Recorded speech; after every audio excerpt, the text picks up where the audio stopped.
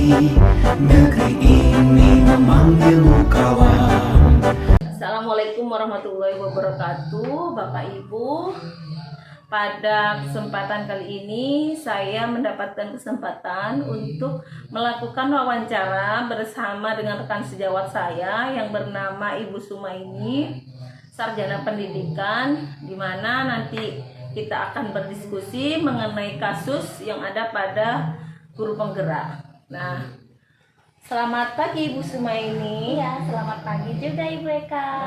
Selamat. Bagaimana kabarnya Bu hari ini? Alhamdulillah. Mohon maaf ya, saya mengganggu waktunya sebentar di sela-sela kesibukan mengajar dan sebagainya. Bu Sumaini mau meluangkan waktu untuk saya.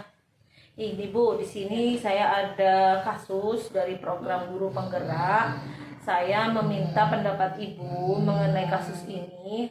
Apa yang akan Ibu lakukan jika ini terjadi pada Ibu? Kasusnya begini Bu. Anda adalah guru pelajaran bahasa Indonesia di SMA Karakter Mulia. 4 hari lagi adalah hari pembagian rapot semester 1. Sebelumnya, semua guru telah menyerahkan daftar nilai murid-murid pada pelajaran yang diampunya pada kepala sekolah, Ibu Rosdiana. Ibu Rosdiana adalah kepala sekolah yang baru bertugas di SMA Karakter Mulia di tahun ajaran ini. Hari ini, Ibu Rosdiana mengadakan rapat guru. Ia membuka pertemuan dengan berterima kasih atas kerja keras para guru dalam mengajar murid-murid selama ini dan juga telah mengumpulkan nilai rapor dengan tepat waktu.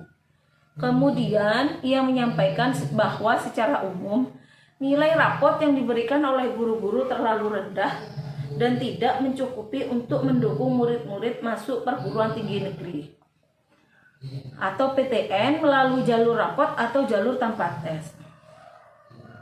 Ia dengan tegas menyatakan kalau nilai rapot tetap seperti itu, maka murid-murid di sekolah kita sampai kapanpun tidak pernah bisa diterima PTN dengan jalur nilai rapot. Ia juga menyatakan bahwa salah satu target kerjanya di SMA Karakter Mulia adalah membuat 25% murid diterima di PTN dengan jalur rapot. Oleh karena itu, sejak murid-murid di kelas 10, nilai rapot mereka harus dibuat bagus dan menunjukkan grafik peningkatan. Ibu Rosdiana akhirnya meminta guru-guru untuk menaikkan nilai murid-murid 10 poin. Maka bila nilai murid 70 akan menjadi 80 dan seterusnya. Demi membantu masa depan mereka dan juga demi nama baik sekolah agar kepercayaan masyarakat meningkat bila banyak murid-murid di sekolah ini yang diterima di PTN dengan jalur nilai rapot. Anda telah mengajar di sekolah ini selama lebih dari 5 tahun. Dan selama ini Anda merasa diberi otoritas dan kepercayaan penuh dalam memberikan penilaian pada murid-murid Anda. Selama ada bukti-bukti penilaian yang lengkap, akurat, dan dapat dipertanggungjawabkan, Anda merasa kredibilitas Anda diragukan dan integritas Anda dipertanyakan. Bila Anda meningkatkan apa yang akan Anda lakukan dan atas dasar apa Anda melakukan itu.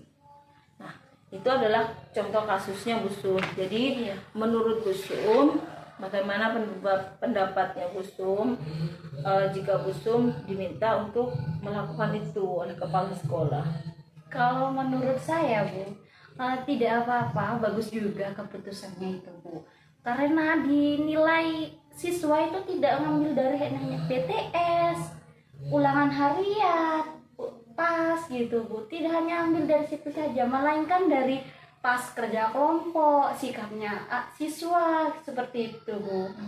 Kemudian, walaupun nilainya nanti rendah, bisa juga saja kita diberi tugas tambahan, bisa juga mengadakan remedial. Dan kita juga sebagai guru juga punya hati nurani dan rasa kasihan untuk bisa membantu siswa agar mereka juga bisa ke perguruan tinggi itu Bu. Sama hal dengan saya dulu Bu, saya dulu seperti itu Bu. Dulu itu saya ingin cita-citanya ingin kuliah di negeri Bu, di negeri, di UTM ya Bu ya. Saya punya cita-cita yang tinggi sekali Bu, jadi guru SD, tapi saya kuliahnya ingin di negeri. Soalnya dari SD saya ke jenjang tinggi itu, perguruan tinggi, ingin semuanya negeri Bu. Saya berusaha. Kemudian ada guru seperti ini Bu, ayo siapa yang mau kuliah melalui SNMPTN gitu. Saya Bu, tapi ini nilainya harus tidak boleh di bawah nilai kelas 1-nya, harus nilai seperti ini, kelas 2-nya harus lebih tinggi atau pas gitu, kelas 3-nya nanti harus lebih tinggian juga pas seperti itu. Tapi Bu, pas saya lihat di rapor saya, nilai saya yang kelas 10 itu Bu rendah. Kemudian kata ibu saya itu, bu guru saya seperti ini, kalau kamu ingin keterima, siapa tahu ini rezeki kamu bisa itu menghampiri guru kelas 10-nya. Kamu cari guru kelas 10-nya, siapa itu, kamu temui. Nah, kamu minta bantu sama ibunya, bisa enggak? Nah, saya mau curhat Bu, temui guru kelas 10 saya itu ya, curhat gitu.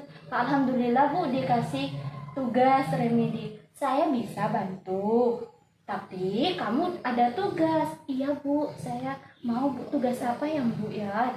Iya, ini tugasnya kamu melakukan remedi, mau? Iya Bu, saya mau, dengan senang hati Bu. Saya melakukan remedi, kemudian saya dapat nilai tambahan. Dan alhamdulillah rapor saya itu nilainya bagus Bu. Akhirnya saya mencoba, bismillah saya daftar.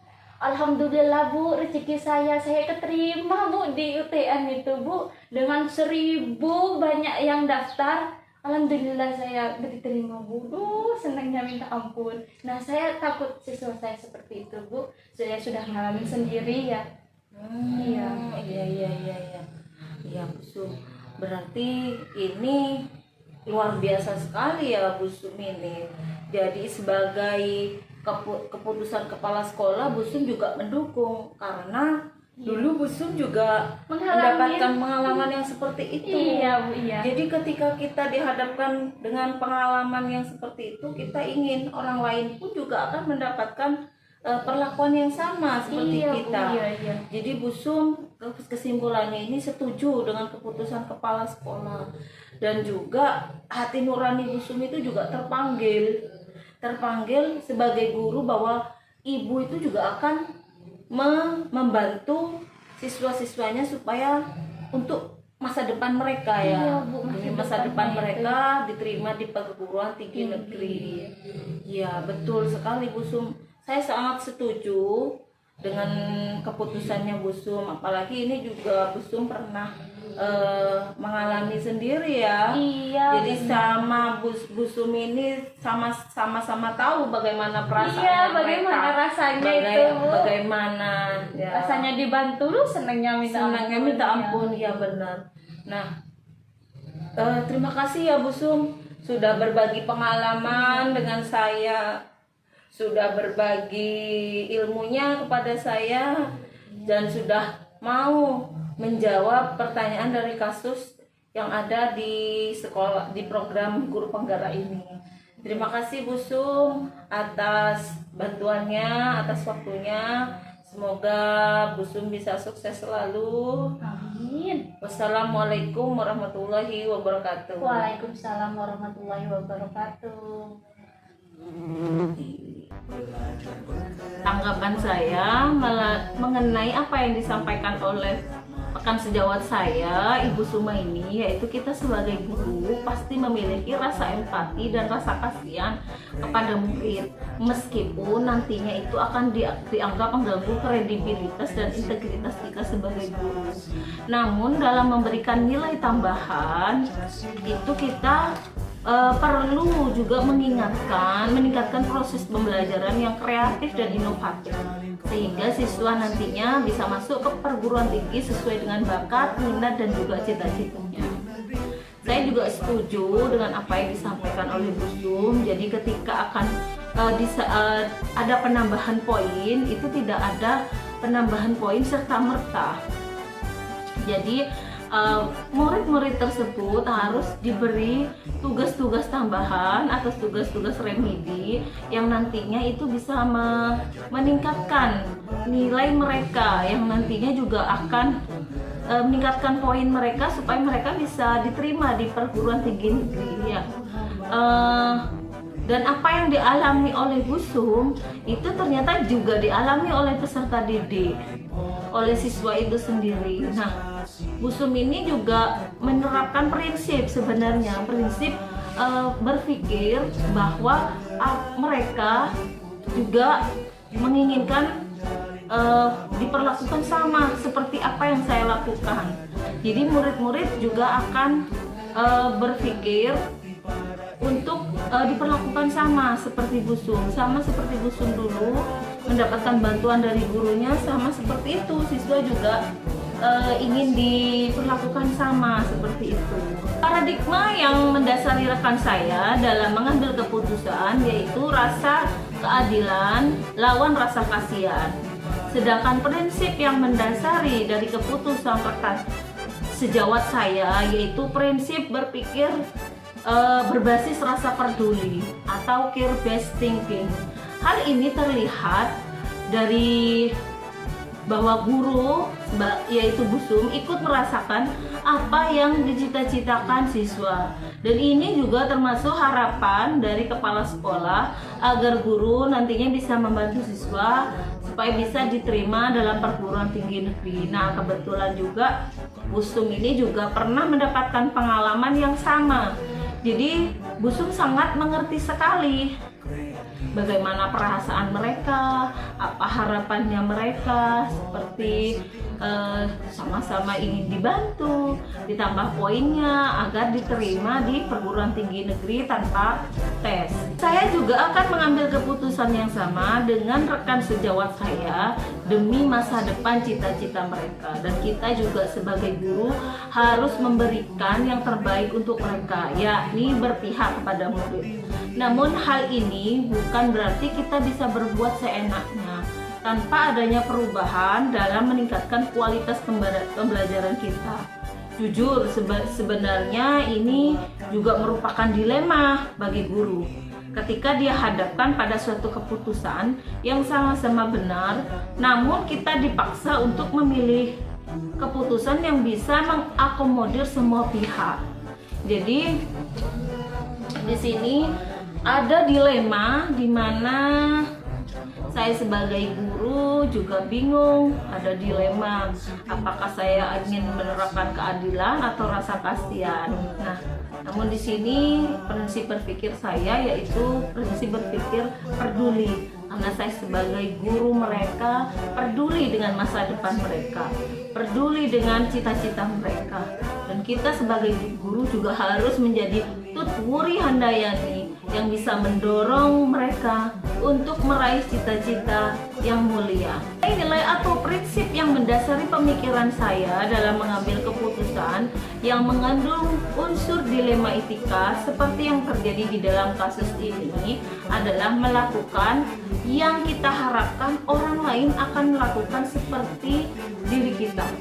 Seandainya kita yang berada di posisi sebagai siswa, tentunya kita berharap guru dan kepala sekolah memberikan nilai yang bagus agar kita bisa diterima di perguruan tinggi negeri tanpa tes. Selanjutnya, kita juga bisa memberikan saran kepada kepala sekolah agar meningkatkan kualitas pembelajaran, sehingga nantinya hal ini akan berpengaruh pada nilai akademik siswa, meningkatkan sehingga nantinya akan meningkat seiring dengan meningkatnya kualitas pembelajaran tanpa adanya nilai penambahan dari guru, sehingga kredibilitas dan juga integritas guru tetap terjaga.